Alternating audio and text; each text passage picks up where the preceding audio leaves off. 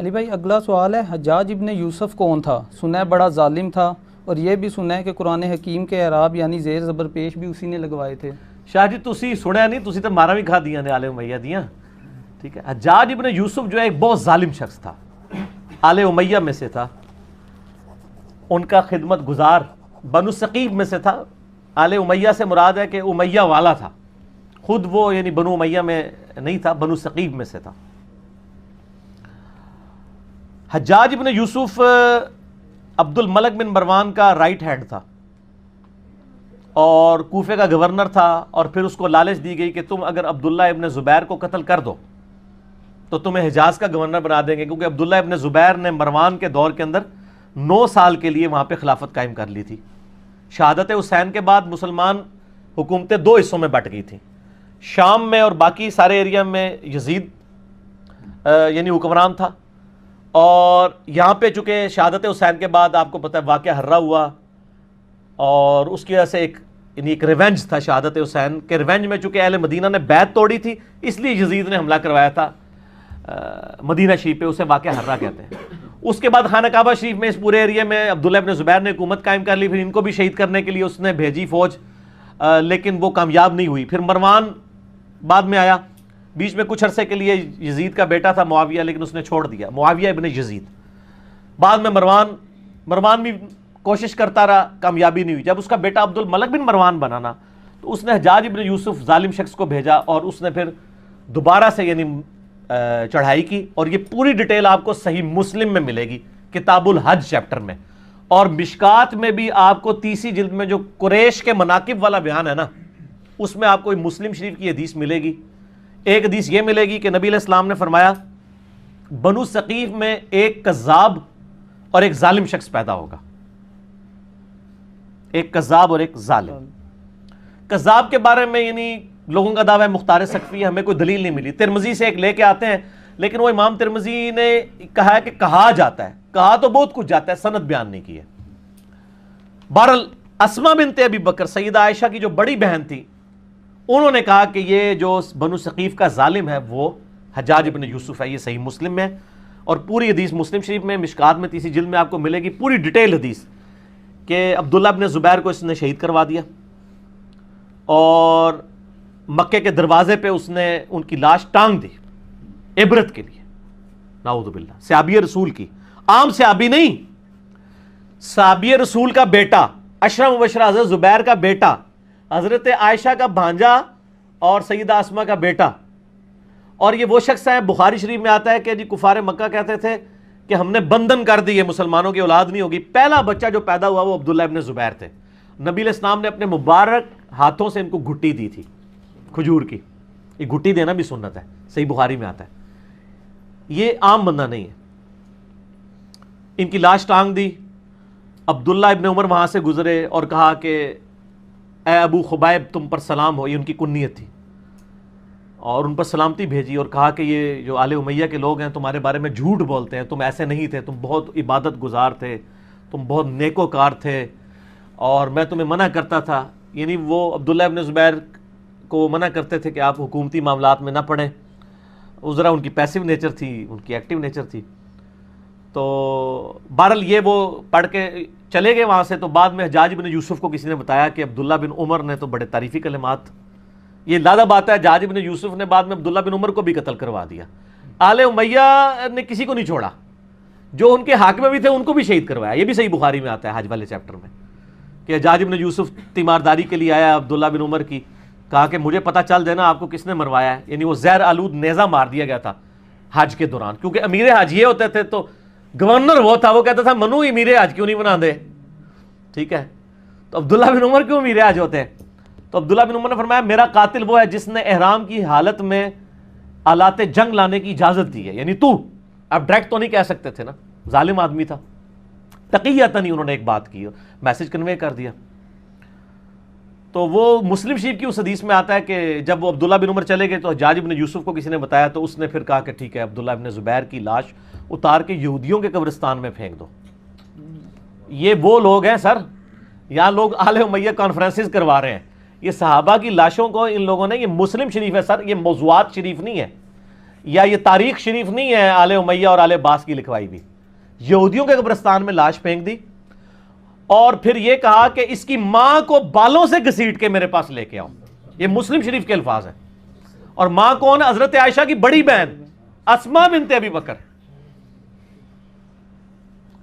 تو اسماء بنت ابی بکر کو جب یہ پیغام پہنچا نا تو انہوں نے کہا کہ ٹھیک ہے میں تو ان کا جی آپ کو بلا رہے ہیں وہ, اور اگر آپ نہ آئے تو بالوں سے گھسیٹ کے. بولے اعوذ باللہ تعالی. تو اسماء نے کہا ٹھیک ہے پھر مجھے بالوں سے گھسیٹ کے لے کے جاؤ, میں نے تو نہیں جانا. اب وہ جو آئے تھے ان کو بھی شرم آئی کہ یار حضرت ابو بکر کی بیٹی ہے, یہ عائشہ کی بڑی بہن ہے, اور عبداللہ ابن زبیر صحابی کی ماں, اور بالکل شروع میں اسلام قبول کرنے والوں میں. تو پھر حجاج ابن یوسف غصے سے خود آیا. یہ پوری ڈیٹیل مسلم شریف میں, مشکات میں بھی آپ کو مل جائے گی. آیا غصے سے اور آ کے اسماء بنت ابی بکر کو کہتا ہے کہ دیکھ میں نے تیرے بیٹے کے ساتھ کیا اشر کیا ہے. ایک ماں اس کے بچے کی لاش کو لٹکایا اتنے دنوں کے لیے اور پھر آ کے یہ بات بھی کر رہا ہے. تو اسماء بنت ابی بکر نے صحیح پھکی والا جواب دیا آگے سے. اس نے کہا دیکھ میں نے اس کو کیسا برباد کیا. اس نے کہا حجاج تو نے میرے بیٹے کی دنیا برباد کی ہے, اس نے تیری آخرت برباد کر دی ہے. تو نے میرے بیٹے کی دنیا برباد کی, اس نے تیری آخرت برباد کر دی. تو کامیاب کون ہوا؟ عبداللہ ابن زبیر. اور آگے مسلم شریف کے الفاظ ہیں کہ اسماء بنت ابی بکر کہتی ہے کہ ہم نے رسول اللہ سے سنا تھا کہ بنو ثقیف میں ایک کذاب اور ایک ظالم پیدا ہوگا. کذاب تو ہم دیکھ چکے, ظالم تو ہے. حجاج ابن یوسف سے کہا ٹھیک ہے. اور پھر فرمایا کہ میں نے سنا ہے تو مجھے کہتا ہے کہ 2 آزار بند والی. یہ سیدہ اسماء کی یعنی آپ سمجھ لیں ایک خصوصیت کے طور پہ بیان کیا جاتا تھا, 2 آزار بند والی. تو اس نے کہا ہاں. تو ان کا تجھے پتا ہے یہ 2 آزار کیوں تھے؟ ایک یہ جو آزار میں باندھا کرتی تھی نا ابو بکر اور رسول اللہ صلی اللہ علیہ وسلم کا کھانا لے کے میں غار ثور میں جایا کرتی تھی, اور دوسرا آزار میری تہمت ہوتی تھی جس سے کوئی عورت بھی آزاد نہیں ہو سکتی, اور اس وجہ سے میرا نام پڑ گیا تھا 2 آزار بند والی, رسول اللہ صلی اللہ علیہ وسلم کا کھانا لے کے. تو آپ اندازہ کریں کہ آل امیہ نے ان لوگوں کو جنہوں نے اسلام کے لیے اتنی قربانیاں دی تھی ان کے ساتھ کیا کیا ظلم کیے ہیں. صرف آل رسول کے ساتھ ظلم نہیں کیے, باقی صحابہ کی اولاد کے ساتھ بھی.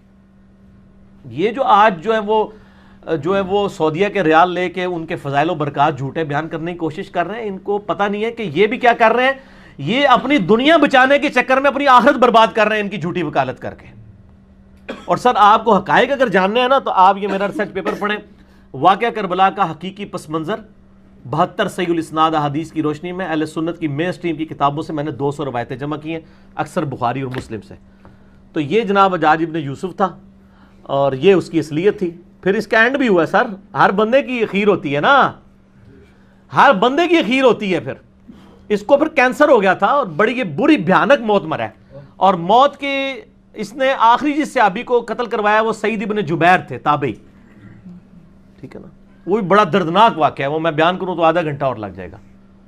اس کے بعد پھر وہ کسی پہ قادر نہیں ہوا قتل کرنے پہ, اور پھر بعد میں لوگوں نے خواب میں دیکھا ہے, ان کا مجھے روزانہ ہر شخص کے بدلے میں 1 دفعہ قتل کیا جاتا ہے, اور اس کے بارے اس سعید ابن جبیر کو قتل کرنے کے بدلے میں 100 دفعہ قتل کیا جاتا ہے جو میں نے اس کے ساتھ ظلم کیا تھا. وہ بھی شیان علی میں سے تھے, خیر التابعین ہے سعید ابن جبیر رضی اللہ تعالیٰ عنہ, عبداللہ ابن عباس کے شاگرد. بہرحال یہ حجاج ابن یوسف کی پھر اخیر بڑی بری ہوئی ہے نا, یعنی یہ پھر بعد میں ولید ابن عبد الملک بنا, عبد الملک بن مروان کا بیٹا خلیفہ, اور اسی دوران ولید نے یہ مہم چلانی شروع کی کہ کیونکہ اس کے باپ نے وصیت کی تھی کہ میرے مرنے کے بعد میرا بیٹا ولید بنے گا, اس کے بعد اس کا چھوٹا بھائی سلمان بن عبد الملک بنے گا. تو اس نے یہ مہم چلائی کہ نہیں میرا بھائی نہیں بنے گا, میرے مرنے کے بعد میرا بیٹا کیوں نہ بنے. یہ تحریک اس نے چلائی. جب یہ تحریک چلائی نا تو سارے گورنر آپ کو پتا لائی لگ ہوتے ہیں, سارے مان گئے. ایک گورنر ایسا تھا جس نے کہا کہ نہیں, وہ عمر بن عبد العزیز تھے, مدینہ شریف کے گورنر عمر بن عبد العزیز رحمہ اللہ تعالی. وہ بہنوئی بھی تھے اس کے ولید کے, مروان کے دو بیٹے تھے, ایک عبد الملک اور ایک عبد العزیز. عبد العزیز کا بیٹا عمر بن عبد العزیز ہے, یہ بھی مروان کی اولاد ہے. لیکن دیکھ لیں, اور اسی لیے ہم کہتے ہیں نا آل امیہ میں عمر بن عبد العزیز. مولانا طارق جمیل صاحب کو میں کہتا ہوں نا آل امیہ میں عمر بن عبد العزیز. ٹھیک ہے, آپ سمجھ آئی کیوں کہتے ہیں. تو عمر بن عبد العزیز نے مخالفت کر دی, انہوں نے کہا نہ. اب وہ کیا ہوا کہ اس نے پکڑ کے عمر بن عبد العزیز کو قید میں ڈال دیا, چونکہ عمر بن عبد العزیز جو ہے نا وہ بڑے محبوب گورنر تھے اپنے علاقے کے, تو بڑی شورش برپا ہو گئی. اسی دوران ولید بن عبد الملک اچانک مر گیا, تو آٹومیٹیکلی سلمان بن عبد الملک خلیفہ بن گیا, اس کا چھوٹا بھائی. اور ان کی بہن تھی فاطمہ, وہ عمر بن عبد العزیز کی بیوی تھی. اس لیے کہتے ہیں فاطمہ سے زیادہ طاقتور عورت کبھی نہیں گزری, کہ جس کا باپ بھی 3 براعظموں کا خلیفہ, جس کے 4 بھائی 3 براعظموں کے خلیفہ, اور جس کا خاوند بھی 3 براعظموں کا خلیفہ. اور بڑی درویش عورت تھی وہ فاطمہ بنت عبد الملک بن مروان. تو فاطمہ جو تھی نا درویش عورت, اس کی بیوی. اب وہ سلمان بن گیا خلیفہ.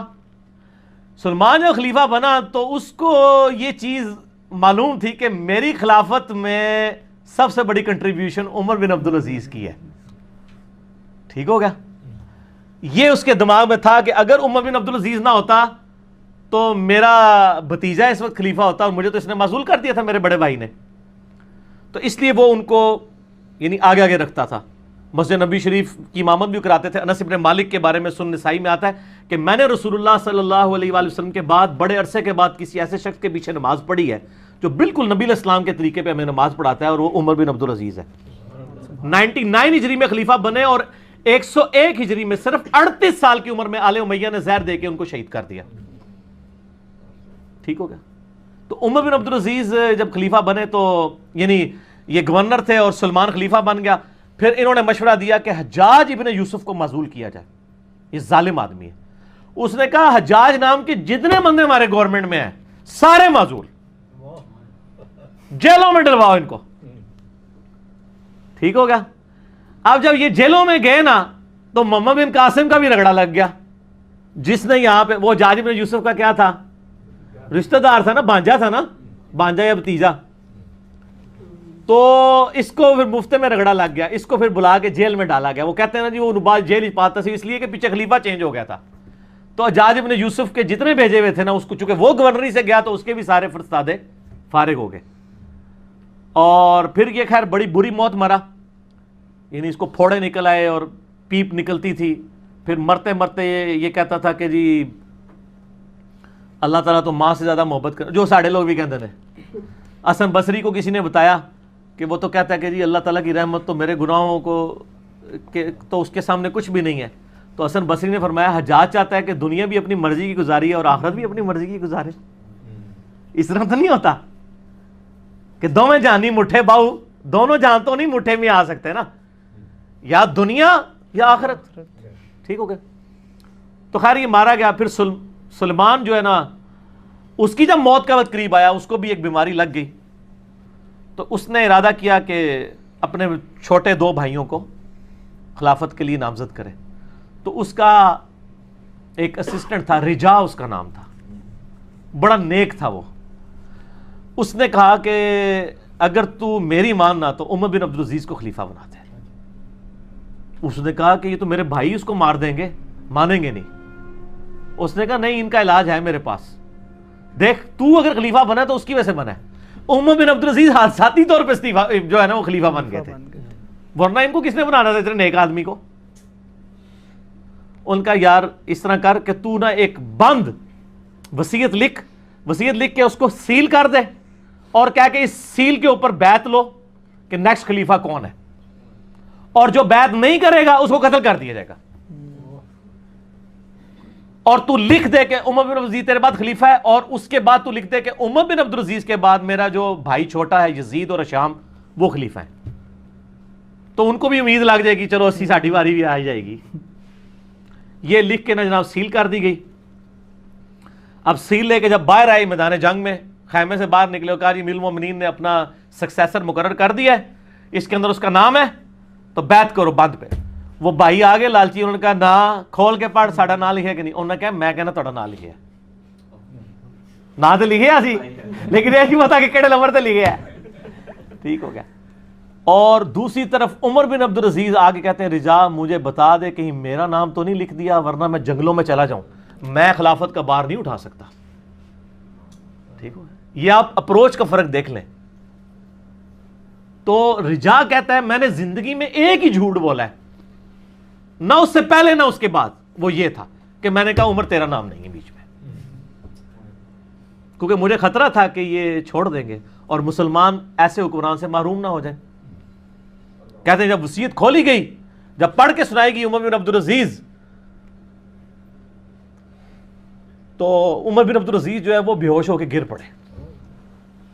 دو بندوں کے سہارے, ایک 35 سال کا نوجوان 2 بندوں کے سہارے لا کے ممبر تک لایا گیا پہلا خطاب کرنے کے لیے, اور آل امیہ کے چہرے لٹک گئے. لیکن جب پڑھا کہ ان کے مرنے کے بعد وہ بھی بنیں گے تو ان کو امید لگ گئی, ان کا چلو ٹھیک ہے ساڈا یار بہنوئی ہے نا 100 کرو کیڑا باہر دا بندہ ہے. ٹھیک ہو گیا. دادا تو ساڈا مروان ایک ہی ہے نا. ٹھیک ہو گیا, پردادا. تو یہ پورا معاملہ ہوا.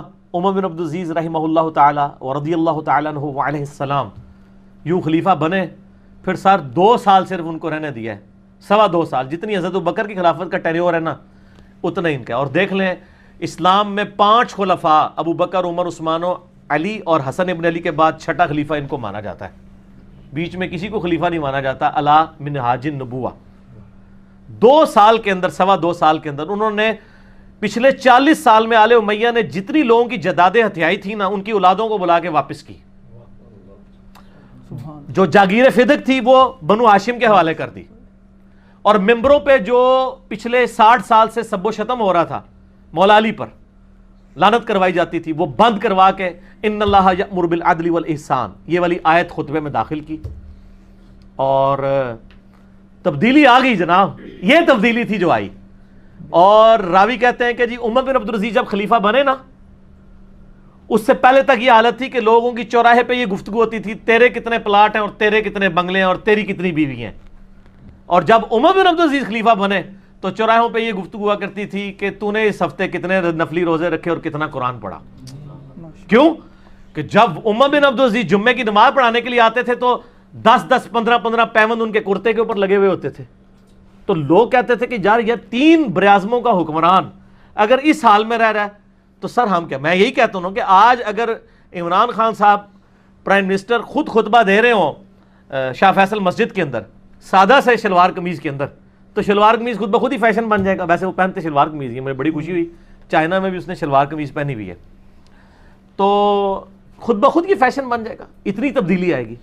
اور لوگوں کی یہ گفتگو ہوا کرتی تھی, گفتگو تک چینج ہوگی. حکمران سے کتنا فرق پڑتا ہے. خیر پھر یہ زہر ایسے حکمران کی طرح ہضم ہوتے ہیں, پھر ان کو زہر دے کے شہید کر دیا گیا. لیکن انہوں نے اتنی تبدیلی کر دی تھی, اسی لیے ان کو اسلام کا پہلا مجدد کہا جاتا ہے. یہ واحد مجدد ہے اسلام کی ہسٹری میں جس کو سنی اور شیعہ دونوں مجدد مانتے ہیں. اس کے بعد کسی مجدد پہ متفق نہیں ہے سوائے امام مہدی 12ویں مجدد کے, 12ویں خلیفہ کے. یہ ہیں وہ شخص عمر بن عبدالعزیز.